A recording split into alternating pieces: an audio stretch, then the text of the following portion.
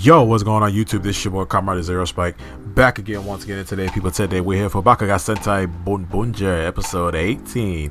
And this episode, we get the full team here, guys. We have Boon Violet has officially joined the team. We get his backstory and a bunch of other stuff as well. We get to see his old best friend, and we get to see a bunch of cool stuff in this episode as well. A brand new mecha form for Boon D.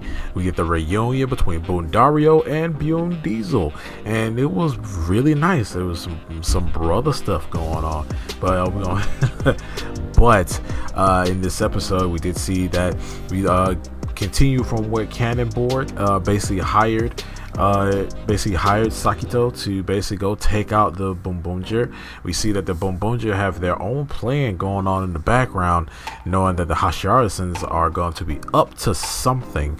So they decide to basically split up, and they had some kind of inkling that the Hashirasons were going to hire Sakito to do something to them or to take them out in some sort of way. We did see how your kid Sakito was taken into space by Boon D, and we get some silhouettes of some other characters who were with Boon D. It seems like these guys were like the cleaners. Basically, the cleaners are essentially just like they're kind of like the opposite of delivery people. It's kind of like they kind of go, and I wouldn't say they're assassins or hitmen, but I would say any type of job that they're like hired to do, they take it essentially, whether it be good or bad, whether it be for a good guy, for a bad guy, whether it be to go and grab something or make something or build something or destroy something. Like, they were there to like do it, right? No matter what the job was, they did it. And that's basically, we see that Sakito gets taken into asks Boon D to take him into space with him, because Sakito had lost his parents. He had basically lost his parents, and he basically didn't have anyone until that fateful night. And I got mad Star-Lord vibes from this. When that happened to Sakito. It kind of, but in this instant, we see that Sakito wanted to go into space, but we see that he has this that card that he had in the last episode was actually a card that was given to him by his best friend that was on Earth with him, and turns out it wasn't like his dad or anything like that, but the guy in the card is wearing the same Boonboomger outfit that he wears when he's henshined up. So this guy seemed like to be a very racer. There seemed to be like a very famous racer that his best friend gave him that card and stuff like that. And then after the fact, we see that Sakito ends up leaving Earth, and his best friend has now grown up with a family of his own. So we see that they hire Sakito to go and take out the rest of the Boonboomger. He ends up ambushing Taya, and he ends up fighting Taya for a while. But when he fights Taya, we see that Taya is basically talking to him and asking him, like, what do you really want to do with yourself? Like, don't you have some kind of thing to protect? Like, when you went up there in space, did you fulfill all your dreams? Did you fulfill yourself? Did it help you in any kind of way? And he ends up overall getting to Sakito. And the only reason Sakito even took this job in the first place is because they stole his card from him. Apparently Itasha is like a very big pickpocket. Like, she's good at stealing things, and they end up stealing that card from him, and that's the only way he ended up taking the job, was because he wanted that card back because it meant something to him. So we did see that Cannonborg has brought back to life the Sword Auto Monster. It's the same sword Auto Monster. I think he has some sort of differences to him, I guess, but other than that, he's essentially just the same monster, right? So he has been sent out to go get gas line from people and things like that. And while Sakito is still kind of fighting / talking to Taya, the rest of the crew, they're basically getting in position, but to basically formulate their plan. So we see that they ended up kidnapping a bunch of like regular civilians, and turns out that one of the civilians was Sakito's former best friend, or his childhood friend, and his wife and son.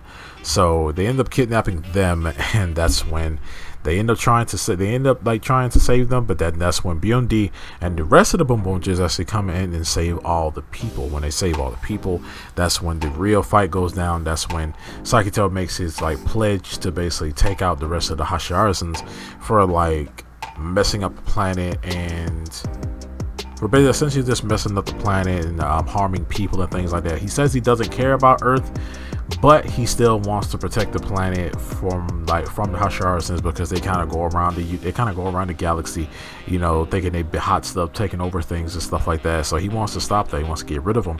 So him and Taya, basically, they talk about how, yeah, we knew that, you know, like I said before, they knew that the Hashiarasons were going to hire him to clean up, to do a cleaning job and stuff like that. So they figured they would get into a position when the whole thing went down. So yeah, so we end up fighting. We see that Taya and Sakito do their duo henshin together. That's when the entire team comes in. They go in, they take out the rest of these freaking bots. That's when we end up getting our mecha fight, when we see that we bring back the Boon Killer Robo, and the Killer Robo is able to use the sword after they defeat the regular monster. We don't fight him. Like when they defeat the sword monster, they don't fight him. He just reverts back into that sword that he was created from. So we see the Boon Killer Robo end up using that sword against the Boonboomger after they turn into the Boonboomger Knight form for the mecha. So they're fighting him, and they're sort of having a hard time with him. And then that's when BOD comes in and BOD goes into his mech form, which is kind of cool. He's kind of like a sharpshooter, I guess.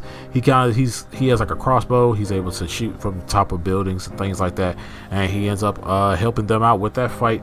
And after that, we end up seeing that they ended up defeating the Boon Killer Robo, and in a very like kind of funny kind of fashion, where Itasha, Bufun, and Yadokar, they kind of like do like a Team Rocket thing. They kind of break the fourth wall, and they're being like, "See you next week. Good job, everybody."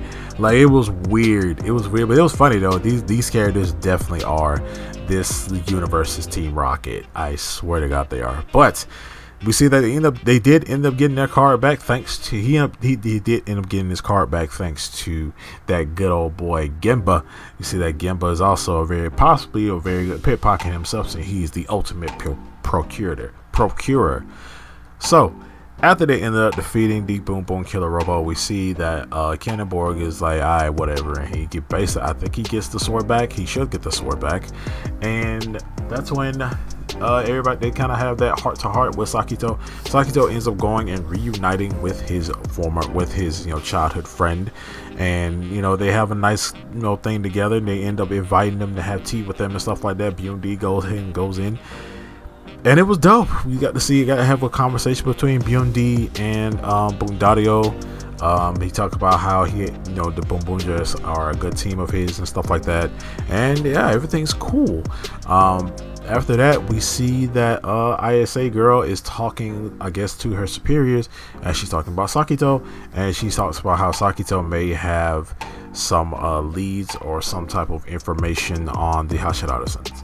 But yeah, man, this episode was dope. I did love this episode. It was cool. It was actually short and sweet and kind of to the point. We kind of got through Sakito's backstory pretty quickly. Actually, it was basically told in present and in past time, which was dope. I'm glad we kind of got it out the way. It was something like very different, so we can go ahead and get to the episode, get everything done with, so we can go ahead and initiate him into the team, which I'm very happy about. I like how we didn't spend too much time on his backstory, but at the same time we will still be able to get like the gist and be able to understand like what he really went through, and what had really happened to him.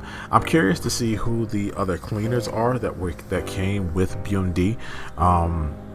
They look like none of them look human, and like none of them look like kind of humanoid or anything like that. They all kind of just look like monsters, maybe. But yeah, I'm also thinking like, how big was this team that he did? How big were how big is the cleaner team? Like, will we see other cleaners throughout the series?